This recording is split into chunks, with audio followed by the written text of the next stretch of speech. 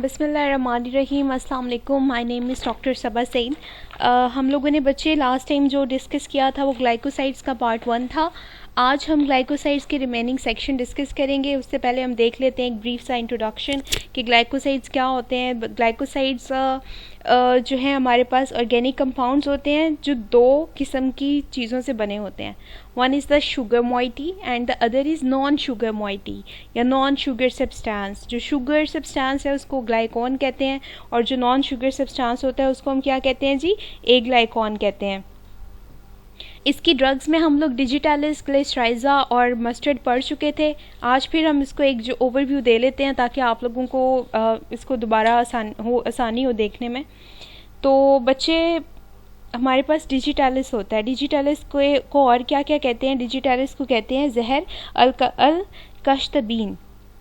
और इसके सिनोनियम्स क्या हैं? सिनोनियम्स का मतलब होता है जिसके मतलब सेम हो, एक दूसरे से रिलेटेड हो। इसको फॉक्स ग्लव लीव्स भी कहते हैं और डिजिटालिस लीव्स भी कहते हैं।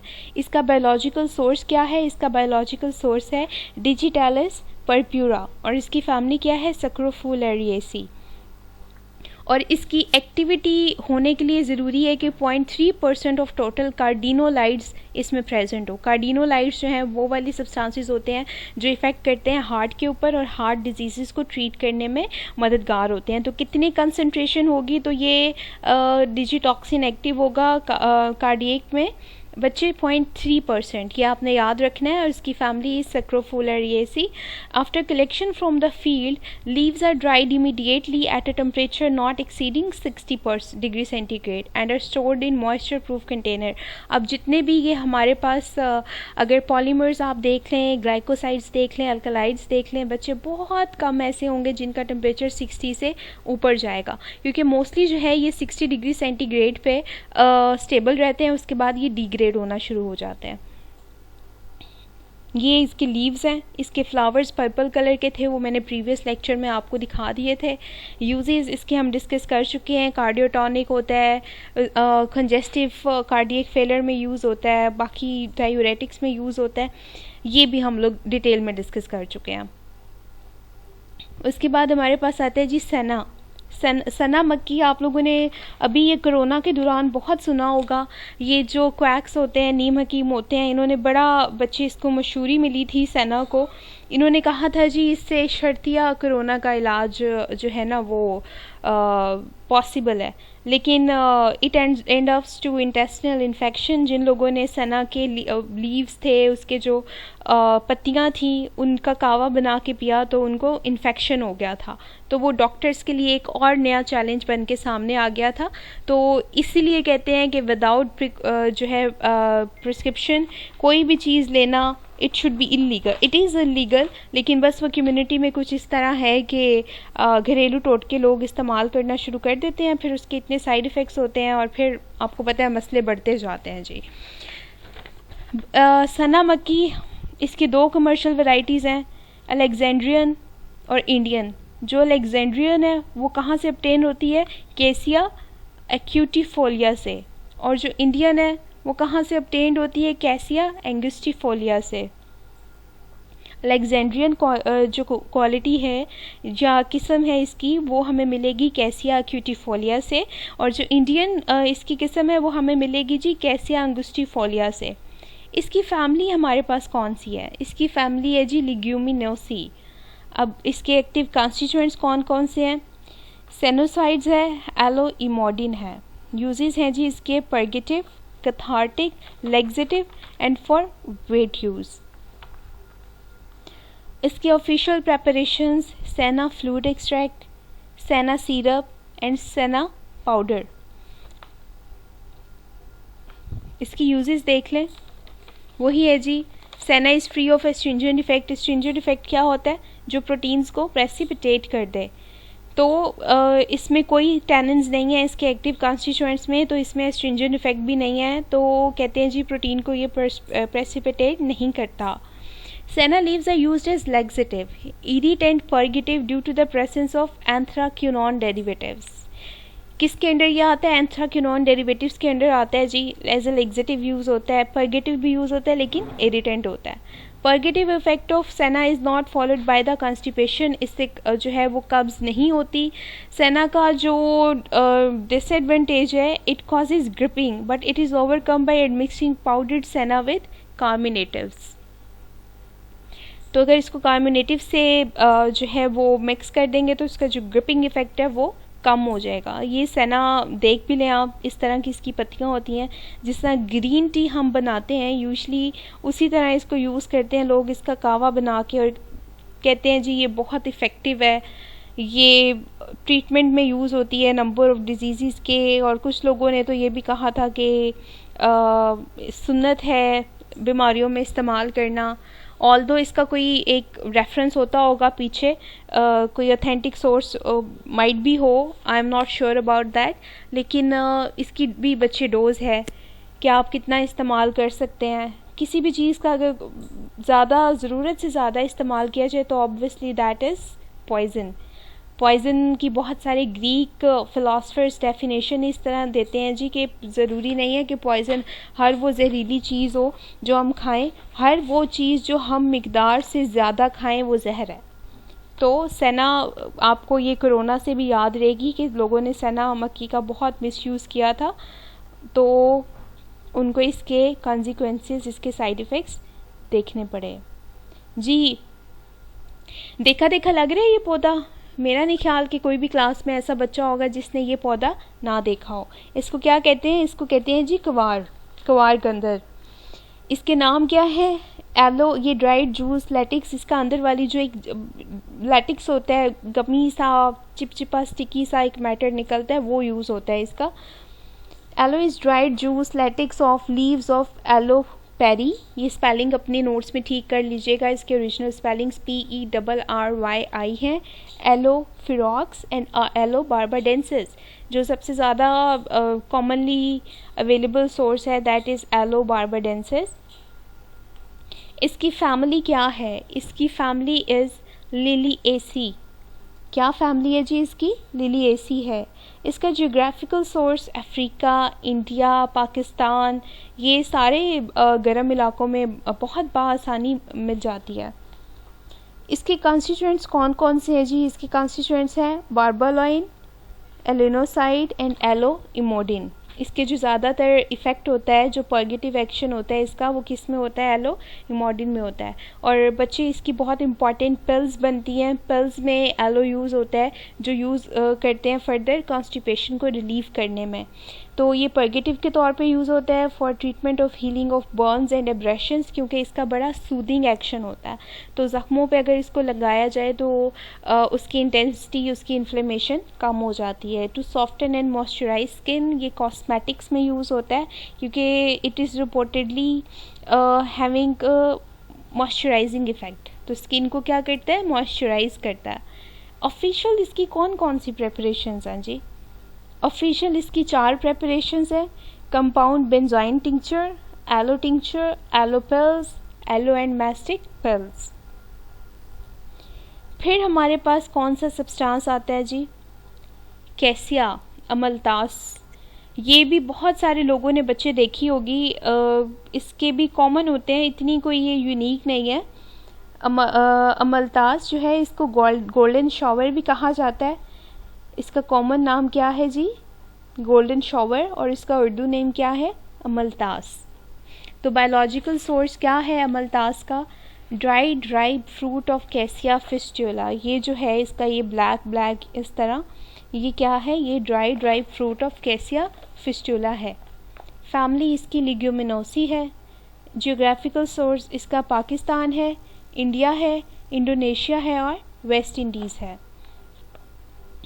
जी तो इसके यूजेस में हमारे पास क्या आता है? कैथार्टिक, पर्गेटिव और एंटीगाउट। मैं रिपीट कर रही हूँ, कैसिया क्या है? अमलतास है। इसका कॉमन नेम गोल्डन शॉवर भी है। इसका ड्राइड राइप फ्रूट यूज़ होता है, जो इसका पार्ट यूज़ है वो क्या है जी? ड्राइड राइप फ्रूट है। कैसिया फिस्टुला इसका बायोलॉजिकल सोर्स है। फैमिली इसकी लिग्यूमिनेसी है। नेक्स्ट हमारे पास आ जाता है बच्चे स्क्विल। कैसे प्रोनाउंस करते हैं इसको? इसको कहते हैं जी स्क्विल।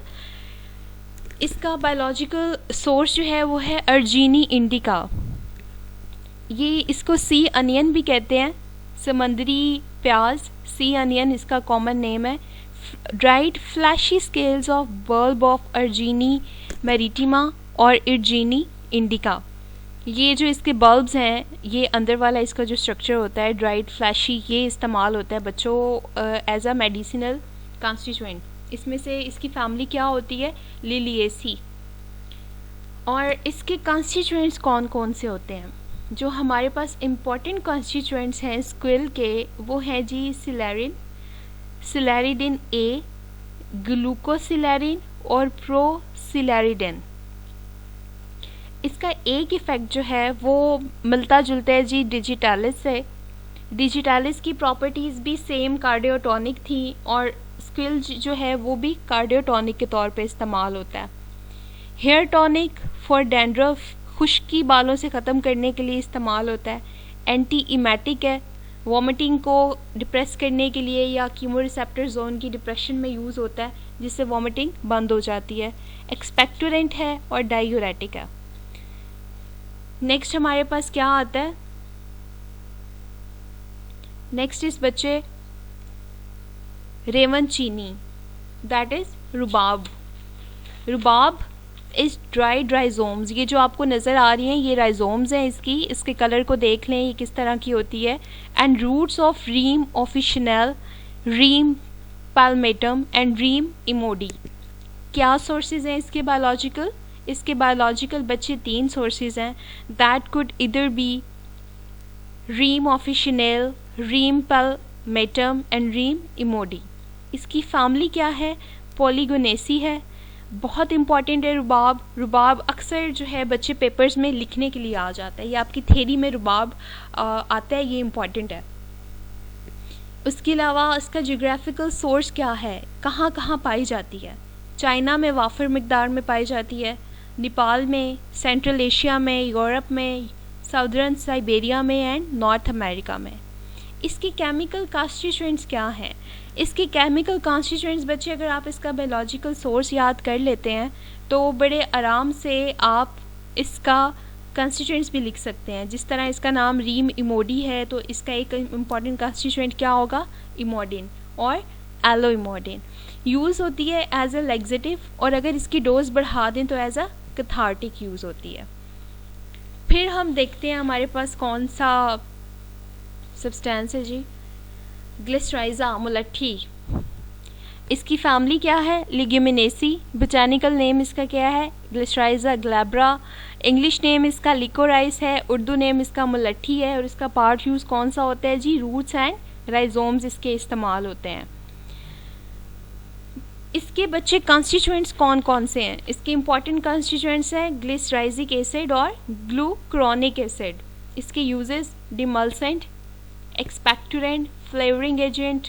बच्चे की ये है कि इम्पॉर्टेंटली यूज़ होता है जब खांसी वगैरह हो जाए और गला ख़राब हो तो इसका बड़ा एक ठंडा सा इफ़ेक्ट होता है मुलट्ठी का। उसके अलावा ये एज अ कॉन्डिमेंट भी यूज़ होती है खानों में और यूज़ होती है ड्रग के बिटर टेस्ट को मास्क करने के लिए। कुछ ड्रग्स होती हैं जो बहुत बिटर होती हैं, जो वैसे ह्यूमंस जो हैं वो ओरली इंटेक नहीं कर सकते, जैसे एलो हो गई, क्विनीन हो गई, अमोनियम क्लोराइड हो गई। तो फॉर्मुलेशन साइंटिस्ट क्या करते हैं? फॉर्मुलेशन साइंटिस्ट इसमें ऐड कर देते हैं ग्लिसराइजा, जो कि हेल्प करता है to mask the bitter taste of the drug. उसके अलावा जी यूज़ होती है एज ए लैक्सेटिव। देखते हैं हम कि मुलट्ठी दिखती कैसी है। ये मुलट्ठी बच्चे इसकी हमारे पास ड्राइड राइजोम्स हैं। जो ड्रग आइडेंटिफिकेशन में आती है, ये मैं मल्टीपल टाइम्स रिपीट कर चुकी हूँ कि ड्रग जो आइडेंटिफिकेशन में आती है, ग्लिसराइजा आता है, उसके अलावा सिनामन आता है और बच्चे सिनामन को ग्लिसराइजा कह रहे होते हैं, ग्लिसराइजा को सिनामन कह रहे होते हैं। तो बच्चे ये देखें, ये जो आपके सामने स्क्रीन पर है ये ग्लिसराइजा ग्लैब्रा है, ये मुलट्ठी है और इसकी बड़ी एक पर्टिकुलर सी जो है वो इसमें से खुशबू आती है, आप इसको उससे भी आइडेंटिफाई कर सकते हैं। और जो हमारे पास सिनामन होती है, सिनामन की, दालचीनी की तो वैसे भी स्टिक्स होती हैं, उसका एक बड़ा पर्टिकुलर क्रैकिंग साउंड होता है। तो उस क्रैकिंग साउंड से ये ग्लिसराइजा का क्रैकिंग साउंड नहीं होता। क्रैकिंग साउंड का मतलब क्या होता है कि जब उसको तोड़े तो क्रैक की आवाज़ आए। वो होता है क्रैकिंग साउंड। तो जो ग्लिसराइज़ा है हमारे पास बच्चे, इसका क्रैकिंग साउंड नहीं है। जो हमारे पास सिनामन है उसका क्रैकिंग साउंड है। तो एक तो ये इसका इंपॉर्टेंट कैरेक्टरिस्टिक है। उसके अलावा सिनामन और ग्लिसराइज़ा आपने कंफ्यूज नहीं होना, इसको सही से आप लोगों ने डिफ्रेंशिएट करना है और आइडेंटिफाई करना है। तो आज हम लोगों ने बच्चे क्या पढ़ा? आज हम लोगों ने पढ़ा डिजिटैलिस। डिजिटैलिस का हमने देखा कि इसके सिनोनियम्स क्या क्या हैं। फॉक्सग्लोव लीव्स हैं डिजिटैलिस, इसके लीव्स इसका सोर्स है। जो पिछली स्लाइड्स में आपने देखा था कि इसके बड़े खूबसूरत पर्पल, डार्क पर्पल से इसके फ्लावर्स होते हैं। नेक्स्ट स्लाइड में हमने ये देखा जी कि इसके लीव्स कैसे होते हैं। 60 डिग्री पे हम इनको ड्राई करते हैं और फिर यूज़ करते हैं। डिजिटैलिस डाइजॉक्सिन, ये बहुत इंपॉर्टेंट इसका कंस्टिट्यूएंट है। ये यूज़ होता है हार्ट की डिजीज़ में। और इसका कॉमन उर्दू नेम क्या है? जहर अलकश्तबीन। उसके बाद हमने जी देखा सेना क्या होता है। सेना को आपने कोरोना वायरस के रेफरेंस से याद रखना है कि सना मक्की, इसका कॉमन नेम क्या है? सना मक्की। कि किस तरह जो है वो यूज़ की लोगों ने कि ये तिब्बे नबवी में है, सना मक्की बीमारियों का इलाज है। और उसके बाद they end up to the intestinal infection, उनको इन्फेक्शन हो गया। उसकी यूजेस बताए हुए हैं। उसके बाद हमने देखा कि सना मक्की दिखती कैसी है, इसकी लोग चाय पीते हैं। Aloe vera, I don't think so कि इसको बहुत ज़्यादा भी इलेबोरेट करने की ज़रूरत है, क्योंकि ये कॉमनली हर घर में भी पाई जाती है, सब ने देखी भी हुई है और इसके यूजेस भी हम सबको पता है। फिर आ जाती है जी कैसिया मल्ताज़, ये भी बहुत कॉमन पाकिस्तान में पाई जाती है। ये आप इधर बच्चे ये गवर्नमेंट सेक्टर्स जो हैं इस साइड पे भी चले जाएं तो ये आपको बड़े आराम से दिख जाएगी ये मल्ताज़। नेक्स्ट जी ये बड़ा प्यारा सा ये जो है वो स्क्विल का कलर है और इसको सी अनियन भी कहते हैं। अर्जीनी इंडिका इसका बायोलॉजिकल सोर्स है। फिर हमने रुबाब पढ़ी जिसे रेवन चीनी कहते हैं। रीम इमोडी और ये इसके सोर्सेज हैं। इमोडिन और एलो इमोडिन इसके कॉन्स्टिट्यूएंट्स हैं। फिर हमने ग्लिसराइज़ा पढ़ा जिसे लिकोराइस भी कहते हैं। मुलट्ठी इसका उर्दू नेम है। तो that was all for the drugs that were involved in glycosides. और इसके अलावा ग्लाइकोसाइड्स क्या होते हैं? ग्लाइकोसाइड्स ग्लाइकॉन और एग्लाइकॉन यूनिट्स को मिला के बनते हैं। इनकी मेडिसिनल इंपॉर्टेंस होती है। जो ग्लाइकॉन यूनिट होता है, शुगर यूनिट होता है, वो मेडिसिनली इनएक्टिव होता है। जो एग्लाइकॉन यूनिट होता है हमारे पास वो बायोकेमिकली एक्टिव यूनिट होता है। और उसको हम किस तरह सेपरेट करते हैं? उसको हम सेपरेट करते हैं बच्चे अपने एक्सट्रैक्शन की टेक्निक से। उसके बाद हमने इसमें क्लासिफिकेशन पढ़ी कि अगर ग्लाइकॉन और एग्लाइकॉन यूनिट वो ऑक्सीजन के साथ अटैच होंगे तो वो ओग्लाइकोसाइड्स होंगे। अगर उनको बीच में बाइंड करने वाला सब्सटेंस नाइट्रोजन है तो एन ग्लाइकोसाइड्स होंगे। अगर उनको बाइंड करने वाला सब्सटेंस सल्फर है तो एस ग्लाइकोसाइड्स होंगे। अगर उनको बाइंड करने वाला सब्सटेंस कार्बन है तो सी ग्लाइकोसाइड्स होंगे। फिर हमने पढ़ा जी स्टीरोल ग्लाइकोसाइड्स, उसमें ये जो आज डिजिटैलिस और स्किल पढ़ा है वो आता है। फ्लेवोनाइड ग्लाइकोसाइड्स में रूटीन आता है। सैपोनिन ग्लाइकोसाइड्स से को आपने सोप से याद रखना है कि इनकी एक प्रॉपर्टी क्या होती है, ये सोप लेदर बनाते हैं, फोमी सा इनका टेक्सचर होता है।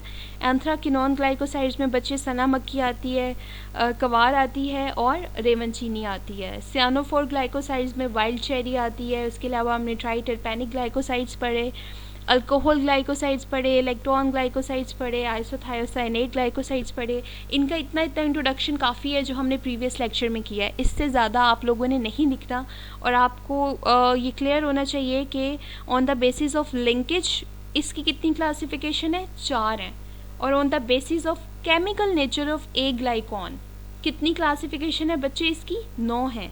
और फार्माकोलॉजिकल क्लासिफिकेशन अगर देखें तो बच्चे एक कार्डियोटॉनिक ग्लाइकोसाइड्स हैं और दूसरे बिटर ग्लाइकोसाइड्स हैं। बिटर ग्लाइकोसाइड्स में आप देखें कि वाइल्ड चेरी आ जाएगी। Cyanophore glycosides are the bitter glycosides. और जो कार्डियोटॉनिक ग्लाइकोसाइड्स हैं उसमें हमारे पास आ जाता है जी डिजिटैलिस आ जाता है, स्किल आ जाता है। उर्दू नाम मैं एक दफ़ा रिपीट कर रही हूँ, अपने नोट्स में आप लोग लिख लें। डिजिटैलिस का उर्दू नाम क्या होता है जी? जहर अलकश्तबीन। सेना का उर्दू नाम होता है सना मक्की। एलो का उर्दू नाम होता है जी कवार। केसिया का उर्दू नाम होता है जी अमलतास। स्क्विल को सी अनियन ही कहते हैं या स्क्विल इसका कॉमन नेम है। ग्लिसराइज़ा को मुलट्ठी कहते हैं। मस्टर्ड को सरसों और राई कहते हैं। इसका सोर्स होता है ब्रासिका इंडिका या ब्रासिका नाइग्रा या ब्रासिका जंसी। और इसकी फैमिली क्या है? ब्रासिकेसी। कहाँ कहाँ पाया जाता है? यूरोप में, यूएसए में, साउथ वेस्टर्न एशिया में, इंडिया में।